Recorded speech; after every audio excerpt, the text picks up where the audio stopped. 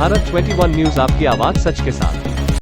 Delhi breaking. राष्ट्रीय प्रवक्ता संजय सर्राफ लोक जनशक्ति पार्टी और महासचिव ने जम्मू कश्मीर पैट भू माफिया पर सरकार से अपील की है कि जम्मू कश्मीर में टेम्पल पर जम्मू कश्मीर के लोगों ने जमीन और कुछ मंदिर परिसर पर कब्जा कर रखा।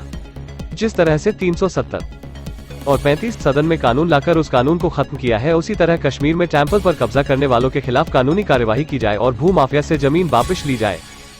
देखिए, कश्मीर में मंदिरों की जो संपत्ति है वो 10,000 करोड़ की संपत्ति 1999 में थी, जब कश्मीरी विस्थापित पंडित वहाँ से विस्थापित होकर निकल गए। तब से लेकर आज अगर उस संपत्ति को देखें, 10,000 करोड़ अगर 89 में उसका असेसमेंट निकला था, तो आज के हिसाब से वो कम से कम नियर अबाउट कुछ भी नहीं तो 40-50 हज़ार करोड़ की संपत्ति होनी चाहिए। बट अनफॉर्चुनेटली इतने पिछले 30-31 साल में जितने भी पॉलिटिकल लीडर्स थे, कुछ पॉलिटिकल पार्टीज़ के नेता थे, कुछ MLAs भी उसमें, ex-MLAs, अब तो सब XC है, ex-MLAs भी इन्वॉल्वड है, जिन लोगों ने कुछ मंदिरों को बेचा है, उस ज़मीन को, कुछ लोगों ने उस मंदिर के लैंड पर अपनी मकान बनाया है। कुछ लोगों में वहाँ पर सीनियर एडवोकेट्स भी इन्वॉल्वड है, 1-2 सीनियर ऐसे एडवोकेट्स इन्वॉल्वड जो हार्ट ऑफ द सिटी में जो ज़मीन थी उस पर मॉल बनाया गया, उस मॉल के वहाँ पर फिर एक दुकान 30-30, 40-40, 50-50 लाख में बेचे गए।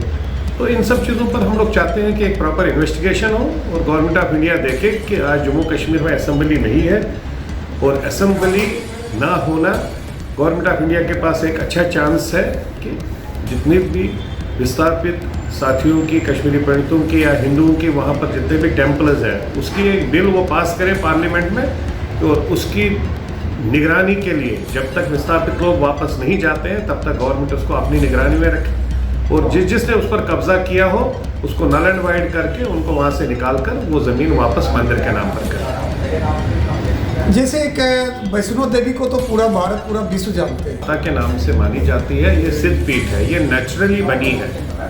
जैसे कोई मंदिर बनाया जाता है, ये मंदिर नहीं बनाया, ये नेचुरल क्रिएट हो गई है। आरी पर्वत जिसको कहते हैं, तो ये जो माता का मंदिर है ये सिद्ध पीठ है।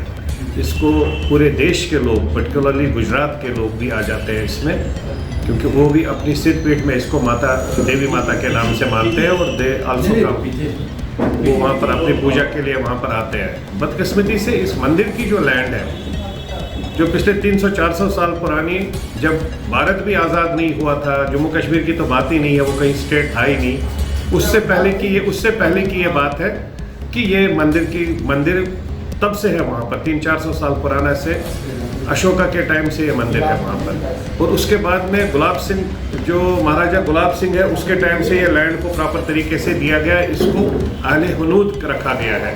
तो जिसका आले हुनूद का मतलब है ये हिंदुओं की लैंड है, मतलब मंदिर की लैंड है। आले हुनूद ओब्लिक माता शहर का भवानी। बट अनफॉर्चुनेटली इसमें कुछ लोग हर 3 महीने, 4 महीने, 6 महीने के बाद आ जाते हैं, और इस पर को प्रॉपर तरीके से दिया गया, इसको आले हुनूद रखा गया है। तो जिसका आले हुनूद का मतलब है ये हिंदुओं की लैंड है, मतलब मंदिर की लैंड है। आले हुनूद ओब्लिक माता शहर का भवानी। बट अनफॉर्चुनेटली इसमें कुछ लोग हर 3 महीने, 4 महीने, 6 महीने के बाद आ जाते हैं, और इस पर कब्जा करने की कोशिश करते हैं कि यह ज़मीन हमारी है। हम चाहते हैं कि गवर्नमेंट इस पर प्रॉपर कार्रवाई करे। पिछली बार भी ऐसा ही हो गया, तो मेरे को फ़ोन वहाँ से आ गए, फिर मैंने DC साहब से बात की, कंसर्न SHO से, तहसीलदार से बात की, और मैं ऑन रिकॉर्ड कह रहा हूँ, I am really very thankful to them.